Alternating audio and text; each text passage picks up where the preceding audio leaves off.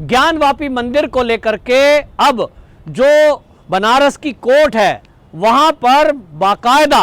फैसला जज साहब ने सुरक्षित रखा है और कल इस मामले फैसला सुनाया जाएगा। जो वहां के जिला अधिकारी हैं उनको सुप्रीम कोर्ट ने ये जिम्मेदारी दी थी कि इस मामले में जितनी भी याचिकाएं हैं उसका सारा फैसला बनारस की कोर्ट करेगी और बनारस के डीएम को ये सुप्रीम कोर्ट ने निर्देश दिया था कि सारे मामलों की सुनवाई करे। इस मामले में अभी तक आपको बता दूं 6 याचिकाएं अलग अलग केस को लेकर डाली जा चुकी हैं, जिसमें सबसे पहले जो याचिका थी श्रृंगार गौरी मंदिर की पूजा को लेकर का था। 5 महिलाओं ने वो याचिका डाली थी जिन्होंने कहा था कि हमको श्रृंगार गौरी मंदिर उसकी पूजा की अनुमति दी जाए। इसको लेकर विवाद हुआ, फिर सर्वे हुआ, सर्वे की वीडियोग्राफी हुई और वो अब न्यायालय के पास सुरक्षित है सबूत के आधार पर। इसी में एक एप्लीकेशन और डली और अब ये फ्रेश एप्लीकेशन एक डली है। उसमें यह कहा गया है कि जिसको मुस्लिम पक्षकार फव्वारा बता रहे हैं असल में वो एक शिवलिंग है और ये शिवलिंग आदि काल पुराना है, नंदी के सामने है और इसकी फोटोग्राफ भी सामने आई है। एक ब्रिटेन के फोटोग्राफर ने बाकायदा वो फोटो खींची थी कभी आज से 150 साल पहले, अमेरिका के एक संग्रहालय में वो रखी हुई है। वो सबूत भी न्यायालय में दिया गया और ये कहा गया कि ये शिवलिंग है और इसलिए शिवलिंग है, इसकी पूजा पाठ, इसका नियमित रूप से आरती, इसकी अनुमति दी जाए। ये अनुमति भी कोर्ट से मांगी है। एक और याचिका इसमें डली है और उस याचिका पर अगर कुछ फैसला हुआ तो वाकई में वो देश की राजनीति में एक तहलका मचाने वाला होगा, क्योंकि इस याचिका में हिंदू पक्ष ने एक याचिका डाली है और उन्होंने कहा है कि क्योंकि ये एक शिवलिंग था, शिवलिंग को अपमानित किया गया, इसको फुआरा बताया गया और अखिलेश यादव ने हिंदुओं की भावनाओं को आहत किया। जो समाजवादी पार्टी के मुखिया हैं उन्होंने तो ये कह दिया हिंदू लोग कहीं भी एक पीपल के पेड़ के नीचे 4 ईंट रख देते हैं, लाल झंडी लगा देते हैं। इसका मतलब उन्होंने उस शिवलिंग पर सवाल उठाया और शिवलिंग को यह कहा कि ये तो आदि काल से है, यहां तो मस्जिद ही थी। ये बयान दिया है अखिलेश यादव ने। तो इस बयान को लेकर के हिंदुओं में काफी आक्रोश है और ये याचिका भी कोर्ट में डली है कि अखिलेश यादव ने क्योंकि ये कहा कि यहां तो बहुत दिनों से मस्जिद है, यहां शिवलिंग का कोई मतलब नहीं है, ये हिंदुओं की आस्था का अपमान है, उनकी भावनाओं को ठेस पहुंचाई गई। इसी तरह उस याचिका में एप्लीकेशन में डाला है उवैसी का नाम, उवैसी ने भी इस तरह की बात बोली थी और मुस्लिम जो कमेटी है वहां जो मस्जिद है अंजुमन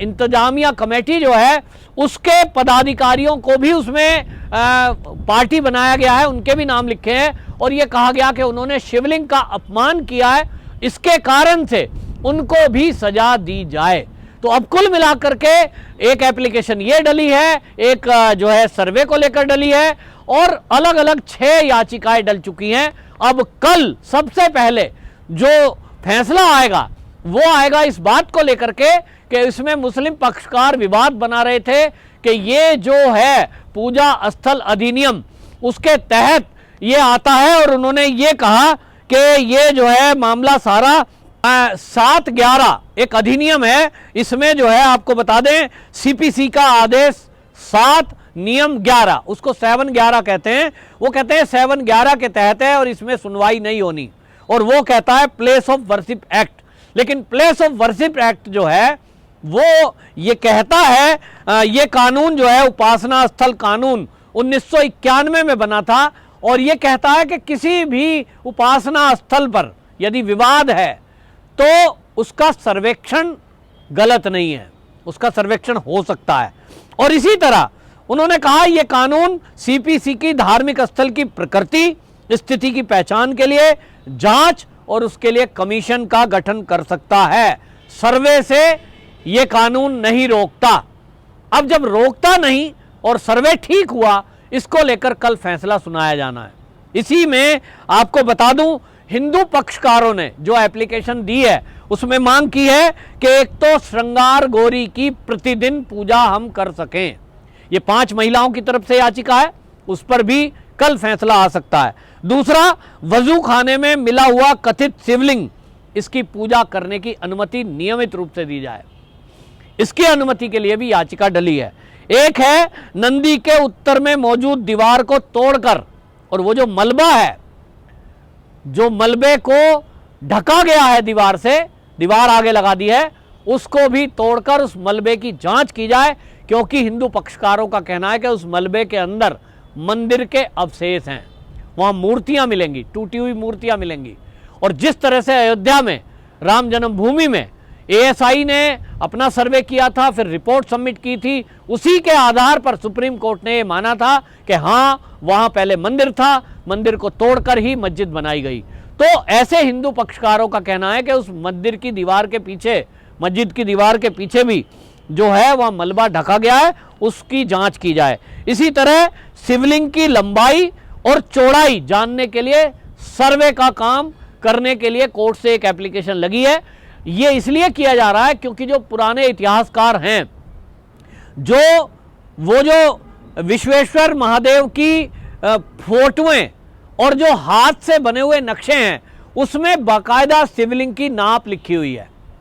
कि क्या डाया है, कितनी लंबाई है, और अगर वो मैच करता है तो फिर ये सिद्ध करने में सहायक होगा कि वाकई में जिसको फुआरा बताया जा रहा है वो एक शिवलिंग है। क्योंकि ये किसी ने बताया है कि वो जो फुआरा है उसमें ड्रिल मशीन से एक छोटा सा छेद किया गया है 63 सेंटीमीटर का। तो 63 सेंटीमीटर बहुत छोटा सा होता है, उसमें कोई छेद करा गया है, छेड़खानी की गई है इस नियत से ताकि उसको फुआरा बताया जा सके। तो लोग कह रहे हैं, हिंदू पक्षकार कह रहे हैं कि इसकी नाप ली जाए और उसके लिए खुदाई करना जरूरी है। वो जो वजू खाना है उसमें जहां तक शिवलिंग नीचे तक गया है उसका जांच करना जरूरी है।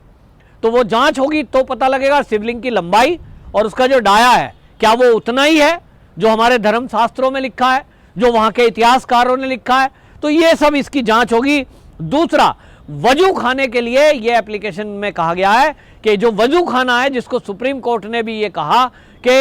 ये वजू खाने का अरेंजमेंट वहां का डीएम करे, इसको लेकर मुस्लिम पक्षकार ये कह रहे थे कि हमें नमाज पढ़ने के लिए मस्जिद में आना है तो हमें वजू खाना वहीं चाहिए, और पाइप जो लगे हुए हैं वजू खाने के बाहर हम उसमें हाथ पैर धो सकें। इसको लेकर हिंदू पक्षकारों ने कहा है कि ये जो वजू खाना है, क्योंकि इसमें गंदगी आएगी, लोग गंदे हाथ पैर धोएंगे, और हमारा जो शिवलिंग है उसके आसपास ये गंदगी होना, बाथरूम होना, ये बिल्कुल गंवारा हमें नहीं है। और इसलिए ये जो पानी का पाइप है इसको हटाकर कहीं दूसरी जगह शिफ्ट कर दिया जाए जो हमारे शिवलिंग से दूर हो। अब ये सारी चीजें आई है, इसको लेकर के जब न्यायालय में ये एप्लीकेशन गई है और सुप्रीम कोर्ट ने बाकायदा इसके लिए 8 हफ्ते का समय दिया है, जिसमें तो 1 हफ्ता लगभग गुजर गया है। बहुत जल्दी है, सुप्रीम कोर्ट का आदेश है, बनारस के डीएम को तत्काल उस पर सुनवाई करनी है, और इसीलिए आपने देखा कि एक के बाद एक दिन वो लगातार उसमें सुनवाई हो रही है। हिंदू पक्षकार पक्का ये दावा कर रहे हैं, और वो दावे में आधार ये है कि भाई ये आज का मामला नहीं है, इसको लेकर के अंग्रेजों के जमाने में भी एक याचिका डली थी, लेकिन उस समय क्योंकि अंग्रेजों की तो पॉलिसी ये थी कि फूट डालो राज करो, लड़ने दो आपस में, लेकिन उस समय श्रृंगार गौरी को भी मंदिर की पूजा का अधिकार दिया गया था कि भाई आप वहां नित्य प्रति पूजा कर सकते हैं। मुलायम सिंह यादव जब आए सत्ता में, उन्होंने बड़ी चालाकी से मुस्लिमों को खुश करने के लिए तुष्टीकरण की नीति अपनाई और वहां पूजा पर प्रतिबंध लगा दिया। ये जो पाप किया गया समाजवादी पार्टी के द्वारा, मुलायम सिंह के द्वारा, ये सब का सब अब उसी वजह से जनता के अंदर आक्रोश है कि भाई हम मंदिर नहीं मांग रहे थे, आपने मंदिर तोड़ करके मस्जिद बनाई, आप वहां नमाज पढ़ रहे थे, आपको यह कहा गया था कि वहां 20 लोग केवल नमाज पढ़ेंगे, आप 20 के बजाय 400 लोग आने लगे, न्यायपालिका का मजाक बना के रख दिया, उस पर भी हिंदू मौन थे, लेकिन आप हमारी पूजा ही ना करने दो, यह कैसे गंवारा होगा। और इसीलिए एप्लीकेशन डली, सर्वे का काम हुआ, अब एएसआई को आदेश होगा, वो सारा मलबा देखा जाएगा, अब तो शिवलिंग की नाप भी होगी, और वजू खाने का अब सारा सच सामने आएगा, क्योंकि अब वो वजू खाना जो है वो तो बाद में बना है, इतिहास में कहीं नहीं लिखा। वो जो 150 साल पहले फोटोग्राफर ने फोटो ली थी, जो ब्रिटिश फोटोग्राफर था, जो आज अमेरिका के संग्रहालय में रखा हुआ फोटो है, उसको अब तो सोशल मीडिया पे जी न्यूज ने उसको वायरल कर दिया, जी न्यूज ने बाकायदा उसके ऊपर एक न्यूज चलाई है। तो पब्लिक डोमेन में है, उस फोटो को लेकर कोई मना नहीं कर सकता, क्योंकि 150 साल पहले उस फोटोग्राफर ने भी नहीं सोचा होगा कि कभी इस मामले में विवाद होगा, कभी इस मामले में लेकर के न्यायालय में केस जाएगा। उसने फोटो खींचा, वो आज रखा है, तो वो आज ऐसा तो है नहीं कि वो 150 साल पुराना फोटो है, वो कहीं अभी बीजेपी सरकार 2014 में आई तब ये किया गया है, पहले से रखा है और आंखों से दिखाई देता है और हिंदू पक्ष मान रहा है।